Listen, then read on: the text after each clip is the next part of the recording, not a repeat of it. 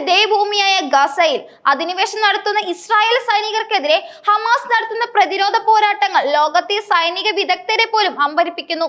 കാലഹരണപ്പെട്ടതെന്ന് പലരും കരുതിയ ഗറില്ല യുദ്ധതന്ത്രങ്ങളെ ഒരു പുതിയ കാലഘട്ടത്തിനനുസരിച്ച് നവീകരിച്ച് ഹമാസ് മുന്നോട്ട് വരുമ്പോൾ ഇസ്രായേൽ സൈന്യത്തിന്റെ അതിനൂതന സാങ്കേതിക വിദ്യകളും ആധുനിക ആയുധങ്ങളും ഫലപ്രദമല്ലാതാകുന്നുണ്ടോ എന്ന് സൈനിക നിരീക്ഷകർക്കിടയിൽ ചർച്ച സജീവമാണ്.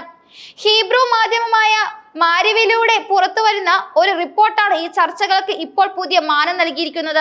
പ്രശസ്ത സൈനിക വിദഗ്ധനായ എവിയുടെ ലേഖനത്തിൽ ഹമാസിന്റെ സൈനിക വിഭാഗമായ അൽ ഗസ ബ്രിഗേഡ്സ് സ്ഥിരീകരിച്ച പുതിയ തന്ത്രങ്ങളെ കുറിച്ച് അതീവ ഗൗരവമായ ചില നിരീക്ഷണങ്ങൾ നടത്തുന്നു.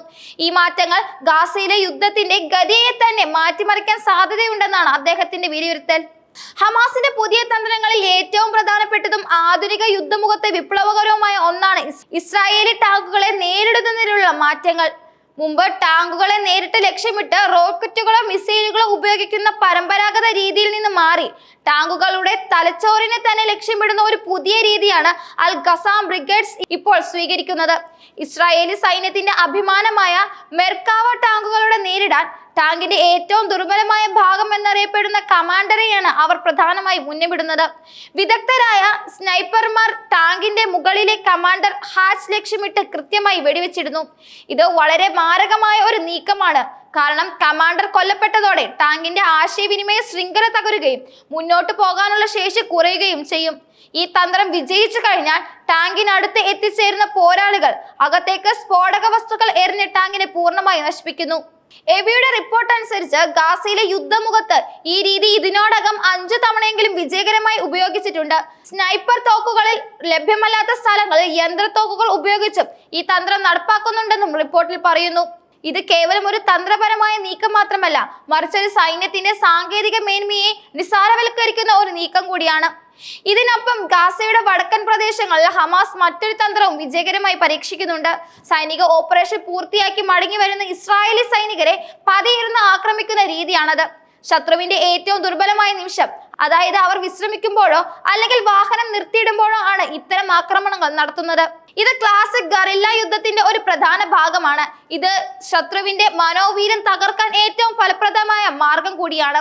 സൈനിക ഓപ്പറേഷന്റെ കഠിനാധ്വാനം കഴിഞ്ഞ് വിശ്രമിക്കുമ്പോൾ ഒരു അപ്രതീക്ഷിത ആക്രമണം നേരിടേണ്ടി വരുമ്പോൾ സൈനികർക്ക് നേരിടേണ്ടി വരുന്ന മാനസികാഘാതം ചെറുതായിരിക്കില്ല. ഈ തന്ത്രം ഇസ്രായേലി സൈനികർക്കിടയിൽ നിരന്തരമായ ഭയവും അരക്ഷിതാവസ്ഥയും സൃഷ്ടിക്കുന്നു. അൽ ഖസാം ബ്രിഗേഡ്സിന്റെ ഈ സൈനിക ആസൂത്രണത്തെ എവി വാനോളം പുകഴ്ത്തുന്നുണ്ട്. ഇത് സാങ്കേതിക വിദ്യയുടെ പോരാട്ടമല്ല, മറിച്ച് ബുദ്ധിയുടെയും ആസൂത്രണത്തിന്റെയും പോരാട്ടമാണെന്ന് അദ്ദേഹം ഓർമ്മിപ്പിക്കുന്നു. ഇസ്രായേലി സൈന്യത്തിന്റെ നിലവിലെ അവസ്ഥയെക്കുറിച്ച് ആശങ്കപ്പെടുന്ന അദ്ദേഹം കോടിക്കണക്കിന് ഡോളർ ചെലവാക്കി വാങ്ങിയ കവചിത വാഹനങ്ങളും പ്രതിരോധ സംവിധാനങ്ങളും ഹമാസിന്റെ ലളിതമായ എന്നാൽ മാരകമായ ഈ തന്ത്രങ്ങൾക്ക് മുമ്പിൽ പരാജയപ്പെടുന്നതിനെ കുറിച്ച് തുറന്നു പറഞ്ഞു. ആക്രമണത്തിന് പകരം പ്രതിരോധത്തിനാണ് ഇസ്രായേൽ സൈന്യം കൂടുതൽ പണം ചെലവഴിക്കുന്നത്. ഇതൊരു സൈന്യത്തിന്റെ ദൗർലഭ്യം തുറന്നു കാണിക്കുന്നതാണെന്നും റിപ്പോർട്ടിൽ പറയുന്നു. എന്ത് സുരക്ഷാ സംവിധാനങ്ങൾ ഉണ്ടായിട്ടും ഹമാസിന്റെ ആക്രമണങ്ങളെ നേരിടേണ്ടി വരുന്നതാണ് ഇസ്രായേലിനെ സംബന്ധിച്ച് വലിയ ദുരന്തമെന്നും അദ്ദേഹം മുന്നറിയിപ്പ് നൽകുന്നു. ഈ സാഹചര്യം ഇസ്രായേൽ സൈനികർക്കിടയിൽ ആത്മവിശ്വാസക്കുറവ് ഉണ്ടാക്കുമെന്നും ഇത് യുദ്ധത്തിന്റെ ഗതിയെ പ്രതികൂലമായി ബാധിക്കുമെന്നും അദ്ദേഹം സൂചിപ്പിക്കുന്നു.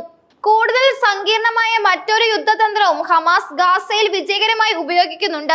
അത് തുരങ്ക യുദ്ധമാണ്. ഗാസയിലെ ജനവാസ കേന്ദ്രങ്ങൾക്ക് താഴെ ഹമാസ് നിർമ്മിച്ച ആയിരക്കണക്കിന് കിലോമീറ്റർ നീളമുള്ള തുരങ്ക ശൃംഖല ഇസ്രായേലി സൈന്യത്തിന് വലിയ തലവേദനയാണ് ഉണ്ടാക്കുന്നത്. ഈ തുരങ്കങ്ങൾ വഴി ഹമാസ് പോരാളികൾക്ക് അപ്രതീക്ഷിതമായി സൈന്യത്തിന് പിന്നിൽ പ്രത്യക്ഷപ്പെടാനും ആക്രമണം നടത്തി വീണ്ടും തുരങ്കങ്ങളിലേക്ക് പിൻവാങ്ങാനും സാധിക്കുന്നു. ഇത് സൈനികരുടെ നീക്കങ്ങളെ തടസ്സപ്പെടുത്തുന്നു. തുരങ്കങ്ങൾ നശിപ്പിക്കാൻ ഇസ്രായേൽ സൈന്യം വലിയ പ്രയാസങ്ങളാണ് നേരിടുന്നത്. കൂടാതെ തകർന്ന കെട്ടിടങ്ങൾക്കിടയിലെ ഗറില്ല യുദ്ധവും ഇസ്രായേലി സൈന്യത്തിന് വലിയ വെല്ലുവിളിയാണ്. ഓരോ തകർന്നു വീണ കെട്ടിടവും ഓരോ മൂലയും ഒരു ഹമാസ് പോരാളിയെ ഒളിപ്പിച്ചു വെച്ചിട്ടുണ്ടോ എന്ന് സൈനികർക്ക് ഭയക്കേണ്ടി വരുന്നു.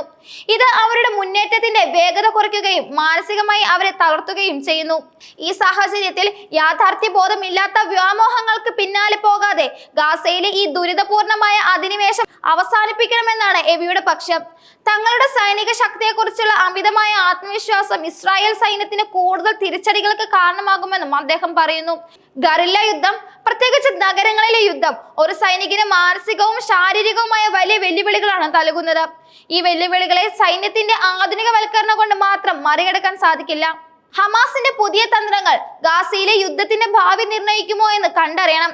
ഇസ്രായേലിന്റെ ആധുനിക സൈനിക ശക്തിയും ഹമാസിന്റെ ലളിതവും എന്നാൽ ഫലപ്രദവുമായ ഗറില്ല തന്ത്രങ്ങളും തമ്മിലുള്ള പോരാട്ടം ലോകശ്രദ്ധ ആകർഷിച്ചുകൊണ്ടിരിക്കുകയാണ്.